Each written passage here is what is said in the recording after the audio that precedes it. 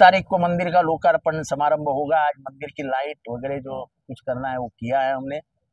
मंदिर का कलश जो जिसको बोलते हैं वो चढ़ाने का काम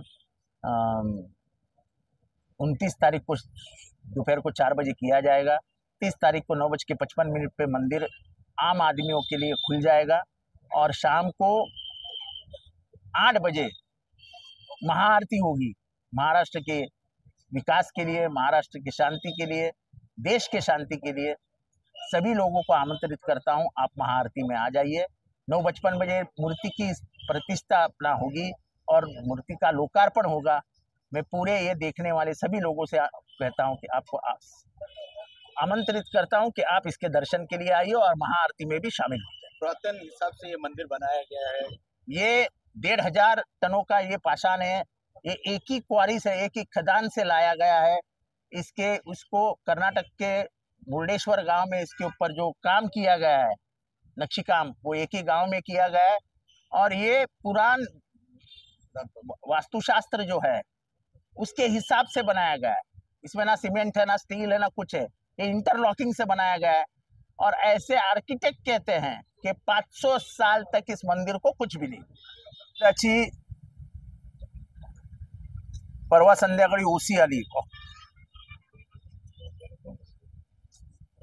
मला वाटतं की सीसी ओसी प्लॅन पास म्हणजे आराखडा मंजूर महानगरपालिकेचा, हे मंदिर कुठेही 1 इंचही अनधिकृत नाही।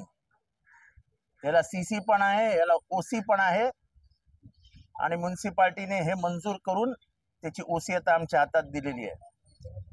पाषाण वापरले गेला सालेम या तमिळनाडूतील भागातून हा दगड प्राप्त करण्यात आला। मुर्डेश्वर कर्नाटक इथे त्याचं कोरीव काम झालं। ह्याच्यात कुठेही सिमेंट, स्टील असे कुठलेही केमिकल युक्त काही वापरण्यात आलेलं नाही। हे प्राचीन काळी जसं लॉक लावून दगड लावायचे तशी इंटरलॉकिंग सिस्टीमनी हे मंदिर बनवण्यात आलेलं आहे। मला सांगायला भीती वाटते, पण वास्तुविशारदांचं म्हणणं आहे की 500 वर्ष या देवळाला काहीच होणार नाही। म्हणजे आपल्या सगळ्यांच्या 10 पिढ्या गेलेल्या असतील। म्हणजे ठाण्याच्या जडणघडणीमध्ये ह्याच्या पुढे हे देऊळ एक साक्षीदार असेल।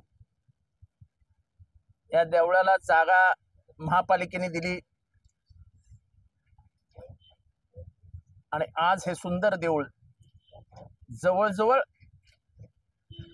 आतमधलं काम पूर्ण झालं, बाहेरचं अजून काम बाकी आहे। लाइटिंग पूर्ण झालेलं आहे आणि एक प्रेक्षणीय स्थान, पर्यटनासाठी प्रेक्षणीय स्थान म्हणून आता हे नावारूपाला येईल अशी आम्हाला आशा है। 9:55 बजे मूर्ति की प्रतिष्ठा होगी और मूर्ति का लोकार्पण होगा। मैं पूरे ये देखने वाले सभी लोगों से कहता हूं कि आपको आमंत्रित करता हूं कि आप इसके दर्शन के लिए आइए और महाआरती में भी शामिल हो जाए।